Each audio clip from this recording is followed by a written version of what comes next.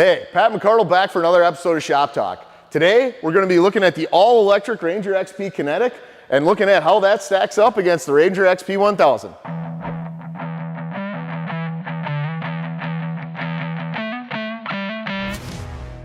All right, let's jump into it and talk about some of the things that are similar or almost exactly the same, if not identical, on these two rigs.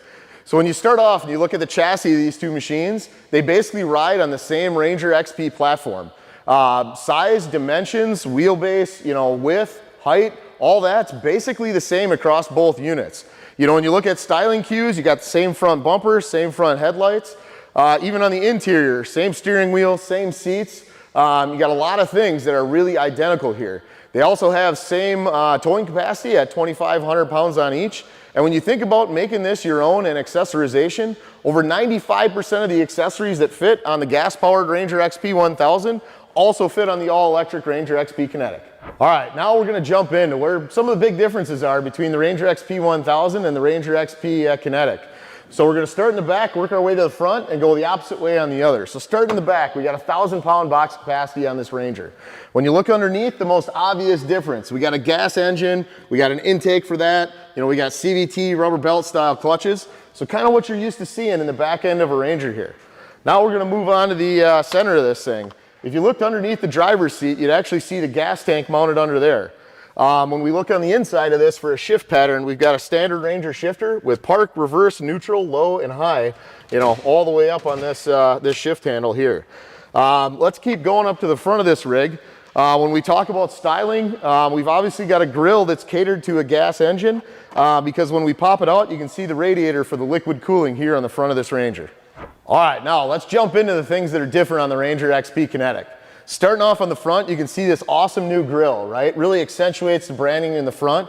And we don't have to have all the holes because there's no radiator behind it because this thing doesn't have a liquid-cooled gas engine. It's electric.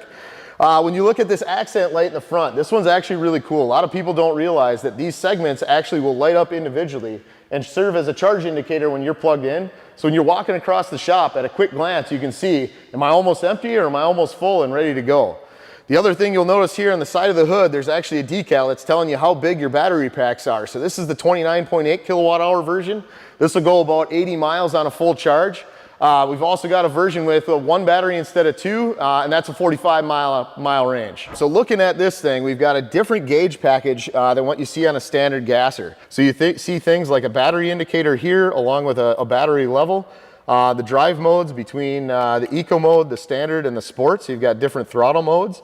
And then where you look at where a normal tach would be, you actually can see power delivery. So whether you're consuming power up here or if you're off and you're regenerating power, that needle would actually drop down this way.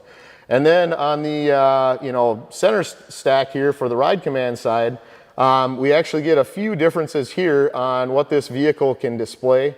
Where you're looking at things like a charge indicator. Some of the gauging is a little bit different. Again, we've got that, how much power, how much regen you're using. So there's some cool features that are specific to the Ranger XP Kinetic here as well. The other thing that's very different on this Ranger XP Kinetic is the shift pattern. So instead of going park, reverse, neutral, low, and high, this one skips reverse. It just goes park, neutral, low, and high. And then you've got a thumb toggle here for forward and reverse. So it makes it really easy for things like plowing or tight spaces where you're trying to go back and forth without having to shift that handle. You just flip the switch, get off and on the throttle pedal, and away you go. So from a low-speed drivability perspective, this Ranger XP Kinetic is phenomenal. I can't stress that enough. It's also got cool features like regenerative braking. So when you get off the throttle, it's going to help slow you down a little bit before you get your foot over to the brake pedal. All right, now let's jump out and head to the back of this thing. So first thing, starting off, box capacity. We've actually increased that to 1,250 pounds on the Kinetic version versus the 1,000 on the gasser.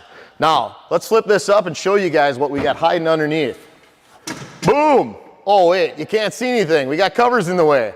Let's get a different Ranger in here so we can actually strip this down and show you where all the goodness is in the back of this XP Kinetic.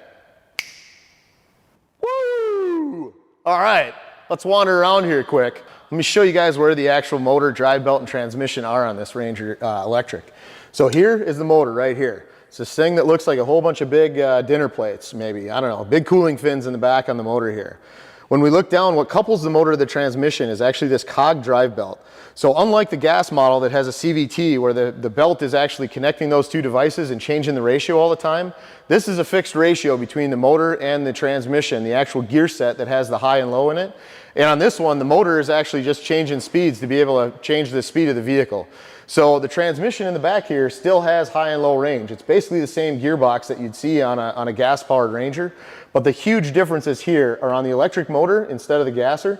And we're actually modulating the speed of this to be able to drive the input shaft of that transmission with that fixed ratio drive cog belt versus having a CVT that's changing ratio between the gas engine and the transmission all the time. All right, so we've covered off on some of the similarities and differences between the gas and electric powered Rangers. Now, why would you want to buy this one? Super quiet, great low speed drivability, can change directions at the flick of a switch. You're not going to scare your prey while you're out on a hunt, not worrying about animals getting spooked because you're just going to be silent creeping around the property. Got plenty of range to make it around for a day, lower carbon footprint. Overall, this is one of the best Rangers that we have ever built. Frankly, these things are super fun to drive. They're really smooth. Anybody can jump in, you know, turn the key, shift it into gear, push the pedal, and away you go. And it's super controllable. And it'll actually probably surprise a lot of you on how fast it can throw you back in the seat if you're in high gear and you get into that skinny pedal. So for guys like me that want a little thrill while you ride, you got the ability to go slow, but you still got the ability to go fast. You know, on the next episode of Shop Talk, we're gonna dive in and talk about a little more depth on what some of the components actually do and how the power is, you know, going from the wall to the batteries to the wheels on this rig. So stay tuned for that, and be sure you like, comment, and subscribe. Let us know what you want to see on future episodes of Shop Talk.